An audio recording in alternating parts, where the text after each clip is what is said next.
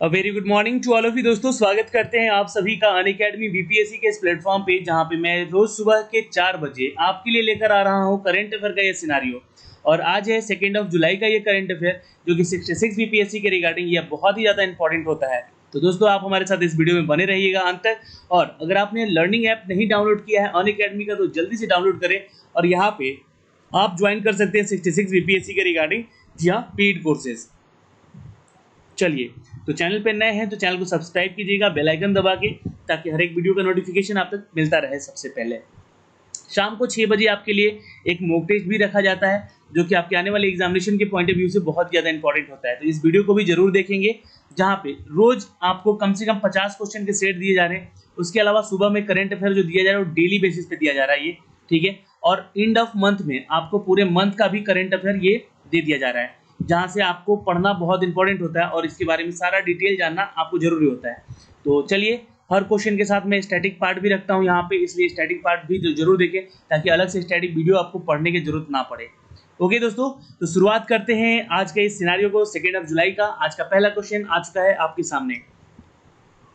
हाल ही में भारतीय नौसेना में एक उन्नत एंटी टॉर्पीडो डिकॉय सिस्टम का शामिल किया गया है। ये एंटी टॉर्पीडो डिकॉय को कहाँ शामिल किया गया है? तो भारतीय नौसेना में शामिल किया गया है। दूसरी चीज यहाँ पे, इसका नाम क्या है? देखिए यहाँ से क्वेश्चन क्या क्या बनेगा। पहला तो भारतीय नौसेना का मुख्यालय वगैरह पूछेगा, एंटी टॉर्पीड है क्या डिकॉय, और इसका नाम क्या है। तीसरा क्वेश्चन है, ये दोस्तों किसके द्वारा लॉन्च किया जा रहा है, तो इसके बारे में बताएंगे। तो आपको बता देना चाहते हैं यहाँ पे सबसे पहले तो आंसर होगा मरीच is the right answer, B is the correct answer. Okay, static part पे चलते हैं। भारतीय नौसेना में एक उन्नत एंटी टॉर्पीडो डिकॉय सिस्टम, जिसका नाम मारिच है, उसको अपने बेड़े में शामिल करने जा रही है भारतीय नौसेना। और इस सिस्टम को डीआरडीओ के द्वारा स्वदेशी रूप से डिजाइन किया गया है, यानी कि लॉन्च भी डीआरडीओ करेगा। तो दोस्तों यहाँ से जुड़े हुए सवाल डीआरडीओ से पूछे जा सकते हैं। ओके, तो स्वदेशी रूप से डिजाइन और विकसित किया गया है, यह जानने आने वाले टॉर्पीड, जिन्हें भी जाने और आने वाले टॉर्पीडो का पता लगा सकेगा, लोकेशन जारी कर सकेगा, और ये उनको बेअसर भी कर सकेगा अगर वो सक्षम रहे तो उनके रेंज में। ओके, दूसरी चीजें हैं दोस्तों, भारतीय नौसेना के बारे में सवाल जुड़ा है, तो यहाँ पे जान लीजिए इसके बारे में स्टैटिक जीके क्या हो सकता है। जी हाँ, इसका मुख्यालय नई दिल्ली में है। नौसेना दिवस जो है 4 दिसंबर को मनाया जाता है। नौसेना अध्यक्ष एडमिरल करमबीर सिंह है अभी यहाँ पे। ये 3 पार्ट जो है इंपॉर्टेंट है, और ये स्टैटिक जीके का पार्ट है, ठीक है, साथ में याद रखेंगे। इसके अलावा डीआरडीओ से जुड़ा हुआ सवाल पूछे तो ये है defence research and development organisation, और इसका मुख्यालय भी नई दिल्ली में है, और अध्यक्ष हैं जी सतीश रेड्डी, और इसकी स्थापना सन 1958 में किया गया था दोस्तों, याद रहेगा। तो इंपॉर्टेंट तथ्य यहाँ से स्टैटिक पार्ट ये भी हुआ आपका। अब चलते हैं क्वेश्चन नंबर 2 की तरफ। वीडियो पसंद आता होगा तो एक लाइक और शेयर जरूर कीजिएगा, क्योंकि सुबह में मॉर्निंग में ये जो सिनारियो है बहुत कम लोग उठकर देखना चाहते होंगे, लेकिन जब भी आप उठे तो कम से कम करंट अफेयर का पार्ट ये जरूर देख लिया करें, ठीक है। तो recently which state government has announced to launch the kill corona campaign in state. Kill corona जो एक अभियान शुरू किया गया है, वो किस राज्य सरकार के द्वारा शुरू किया गया है, और यह एक अभियान के तौर पे इसको शामिल किया गया है, और इसमें क्या किया जाएगा, इन सब के बारे में अपडेट करेंगे आपको। लेकिन आपको आंसर करना होगा यहाँ पे वो कौन सा राज्य है। बिल्कुल, अगर आप उत्तर कर रहे हैं यहाँ पे दोस्तों, it's Madhya Pradesh is the right answer. Yes, Madhya Pradesh is the right answer, तो नोट कर सकते हैं। और ये किल कोरोना जो अभियान है, इसके तहत क्या होगा, जो मध्य प्रदेश की सरकार है वो अपने राज्य में जितने भी लोग निवास करते हैं उनके डोर टू डोर, जी हाँ, डोर टू डोर जाएगी और उनके कोरोना से रिलेटेड चीज़ों को अवेयर कराएगी। अगर वो कोरोना पॉजिटिव वगैरह हैं तो उनका इलाज भी कराएगी। उसके साथ साथ जो भी इनके प्रशिक्षण होंगे, यानी कि जो इनकी चेकअप होगी, उसमें उनको भी पता लग सकेगा कि इनको और कौन सी बीमारियां हैं, तो इसके लिए भी ये उनकी इलाज करवा सकेंगे। तो ये किल कोरोना जो है दोस्तों अभियान शुरू किया गया है, ध्यान रखिएगा, मध्य प्रदेश में, जो कि डोर टू डोर सर्वेक्षण किया जाएगा और लोगों को कोविड के साथ साथ अन्य बीमारियों की भी प्रशिक्षण यहाँ पे होगी। अब रही बात दोस्तों यहाँ पे मध्य प्रदेश से जुड़े हुए सवाल हैं। तो मध्य प्रदेश की राजधानी भोपाल होती है, मुख्यमंत्री शिवराज सिंह चौहान होते हैं, और राज्यपाल लालजी टंडन होते हैं। तो ये 3 पार्ट जरूर याद रखेंगे, इंपॉर्टेंट है यहाँ से। ओके दोस्तों, नेशनल पार्क के बारे में थोड़ा सा जान लीजिए, क्योंकि ये स्टैटिक जीके का ये भी पार्ट है। बांधवगढ़ नेशनल पार्क, जीवाश्म national park, Kanha national park, Madhav national park, Priyadarshini national park और सतपुड़ा नेशनल पार्क, ये सारे नेशनल पार्क यहाँ के फेमस हैं और यहाँ से क्वेश्चन भी बनते हैं, क्योंकि कौन सा नेशनल पार्क कहाँ है ये एग्जाम में क्वेश्चन में पूछा जाता है। और खासकर बीपीएससी में तो कहीं से भी क्वेश्चन पूछ सकता है, किसी भी राज्य से, इसका कोई और छोर नहीं है जीके का और करेंट का। तो इसलिए बीपीएससी की अगर आप तैयारी कर रहे हैं तो बेसिक एकदम पढ़िए, रोज करेंट अफेयर 10-10 पढ़िए, ये आपके 66 बीपीएससी प्रीलिम्स के लिए बहुत ज़्यादा उपयोगी होगा, मान के चलिएगा। जी हाँ दोस्तों, यहाँ पे आज थर्ड क्वेश्चन देखेंगे। हाल ही में भारत सरकार ने कितने चाइनीज एप्लीकेशन को बैन लगाया है? तो ये एक बहुत बड़ा फैसला लिया गया है हमारे देश की सरकार के द्वारा।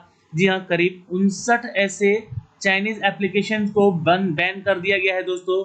जी हाँ, 59 ऐसे चाइनीज एप्लीकेशन को बैन कर दिया गया है और उनमें से सबसे फेमस था दोस्तों टिकटॉक, जिसपे कि करीब जी हाँ 60 करोड़, जी हाँ 60 करोड़ ऐसे यूजर्स थे, क्रिएटर थे, और उसके अलावा इनमें 60 करोड़ में ऐसे यूज़र थे जो कि इनकी वीडियोस को देखते थे, पसंद करते थे, है ना, उनके फॉलोअर थे, वो सारे के सारे अब खत्म, यानी कि एक झटके में सारा खेल खत्म यहाँ पे।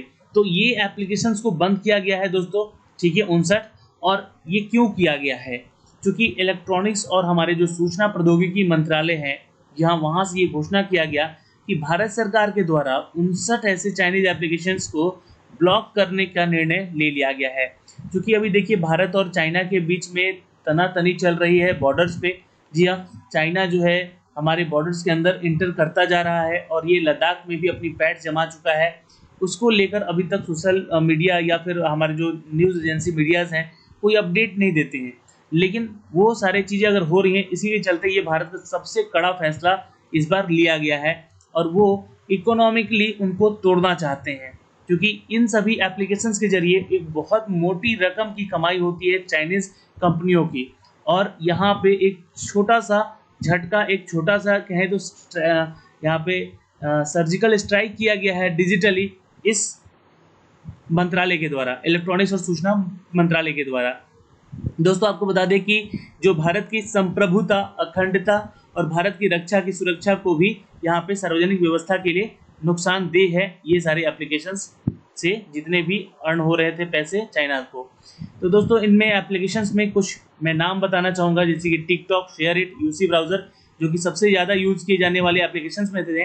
लेकिन वो 59 एप्लीकेशन कौन थे ये मैं आपको बताना चाहूँगा, उसका लिस्ट मैंने यहाँ पे आपको दे रखा है, तो इस लिस्ट को पूरे अच्छे से पढ़ जाइएगा।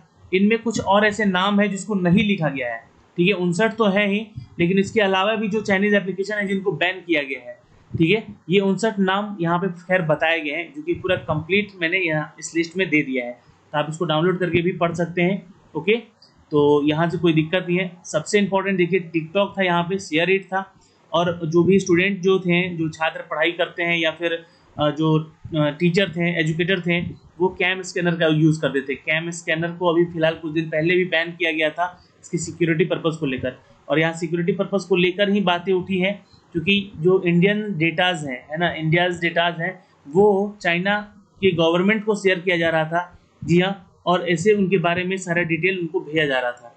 तो एक बहुत बड़ा मतलब क्राइम हो सकता था चाइना के द्वारा यहाँ पे, ठीक है, मतलब एक साइबर अटैक हो सकता था, जिसको नज़र में रखते हुए इंडियन गवर्नमेंट ने इन सभी चाइनीज़ एप्लीकेशंस को क्लोज कर दिया है।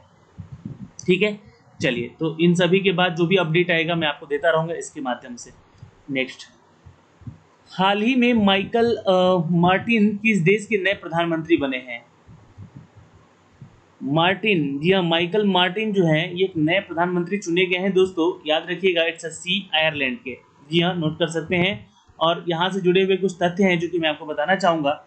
जी हाँ, आयरलैंड के निचले सदन द्वारा माइकल मार्टिन को आयरलैंड का नया प्रधानमंत्री चुना गया है। वर्तमान में आयरलैंड संसद के निचले सदन के कुल 160 सीटें हैं और इस चुनाव में माइकल मार्टिन के पक्ष में 93 वोट, 63 विरुद्ध में और 3 मतदाता के नहीं आए हैं। इसमें कि कुल 2011 से अगर देखा जाए तो फियाना फिल पार्टी के नेता हैं ये, ठीक है। कौन? तो माइकल मार्टिन जो है ये फियाना फिल पार्टी के क्या है, तो नेता है, राजनेता हैं ये। आपको बता दें कि आयरलैंड की राजधानी डबलिन होती है और यहाँ की करेंसी यूरो है। और राष्ट्रपति है दोस्तों माइकल डी हिंगस, नोट कर सकते हैं इनका नाम। और प्रधानमंत्री माइकल मार्टिन बने हैं दोस्तों, ठीक है, याद रखिएगा। क्वेश्चन नंबर 5 पे चलते हैं। हाल ही में आईसीसी के एलिट पैनल में किस भारतीय अंपायर को शामिल किया गया है? चलिए, ये क्वेश्चन इंपॉर्टेंट है दोस्तों और आ सकता है आपके आने वाली परीक्षा में, क्योंकि क्रिकेट से संबंधित है। क्योंकि आईसीसी जो है, ये जो है इंटरनेशनल क्रिकेट काउंसिल जो है, ये क्रिकेट कराती है पूरे विश्व भर में। और इसका जो हेडक्वार्टर है दोस्तों वो दुबई में है, ध्यान रखिएगा। तो किसे यहाँ पे भारतीय अंपायर में शामिल किया गया है दोस्तों? याद रखिएगा, नितिन मेनन को, नोट कर सकते हैं। आपको बताना चाहेंगे दोस्तों कि भारतीय अंपायर नितिन मेनन को अंतर्राष्ट्रीय क्रिकेट परिषद के अंपायरों के एलिट पैनल में शामिल कर लिया गया है। उन्हें आगामी 2020-21 सत्र के लिए एलिट पैनल में शामिल किया गया है दोस्तों, ठीक है। तो यहाँ से इम्पॉर्टेंट पार्ट है, आगामी जो 2020-21 में जो भी सत्र होंगे उनमें इनको शामिल किया गया है और ये अंपायरिंग कर सकेंगे। दूसरी चीज़ें हैं दोस्तों कि आईसीसी के बारे में जान लीजिए यहाँ पे। जहाँ आईसीसी जो है क्रिकेट मैच करवाता है और इसका जो स्थापना है वो 1909 में हुआ है, 15 जून को।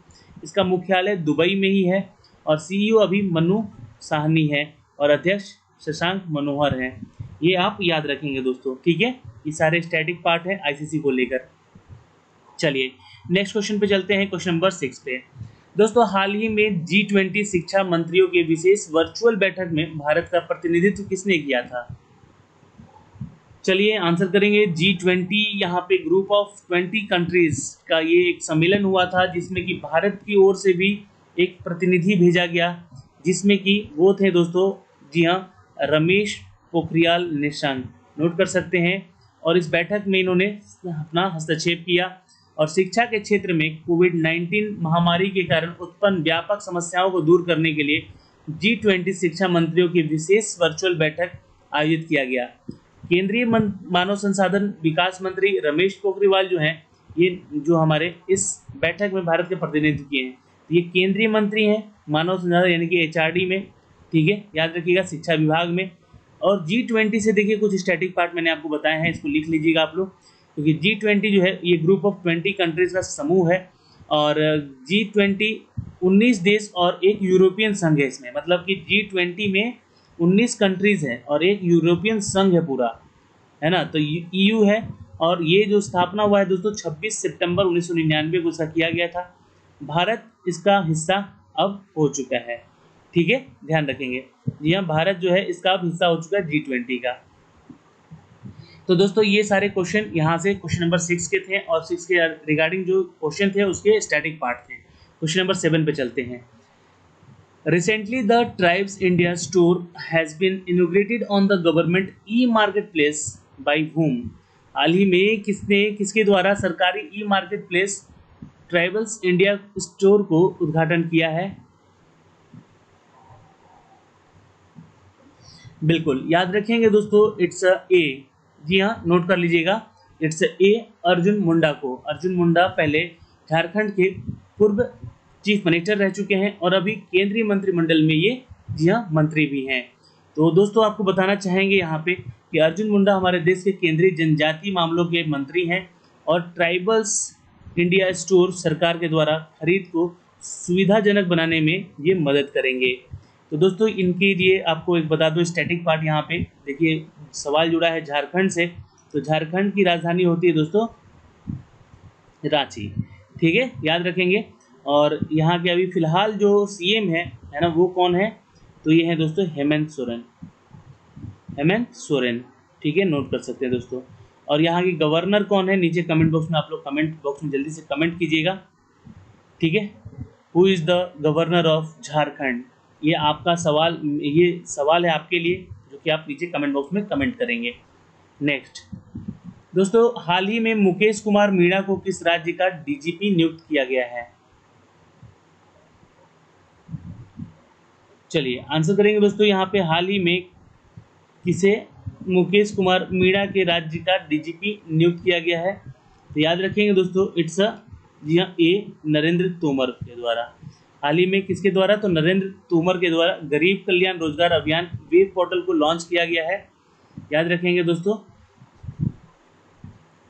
जी हाँ, गरीब कल्याण रोजगार अभियान जो कि एक वेब पोर्टल है उसको लॉन्च किया गया है नरेंद्र तोमर के द्वारा। दोस्तों आपको बता देना चाहते हैं यहाँ पे आंसर ए हो जाएगा। और गरीब कल्याण रोजगार अभियान के तहत भारत सरकार द्वारा अगले 4 महीनों तक अपने गृह क्षेत्र लौटने वाले प्रवासियों को, कामगारों को अगले 4 महीनों तक रोजगार के अवसर प्रदान करेगी सरकार, और करने के लिए शुरुआत की गई है। नरेंद्र सिंह तोमर जो है हमारे देश के केंद्रीय ग्रामीण विकास मंत्री हैं और पंचायती राज और कृषि और किसान कल्याण मंत्री भी हैं। तो देखते हैं यहाँ से अब 4 महीने तक किसको किसको यहाँ पे रोजगार मिल पाता है, जो कि प्रवासी मजदूर जो हैं घर लौट कर आ रहे हैं, उनका क्या होगा। ठीक है, चलिए नेक्स्ट क्वेश्चन पे चलते हैं। यहाँ पे दोस्तों क्वेश्चन नंबर 10, हाल ही में गीता नागभूषण का निधन हो गया, वह कौन थी? बिल्कुल याद रखेंगे दोस्तों, इट्स अ, जी हाँ, वो दोस्तों कौन थी? तो कन्नड़ की लेखक थी, ऑथर थी। आंसर यहाँ पे सी कर लीजिएगा दोस्तों।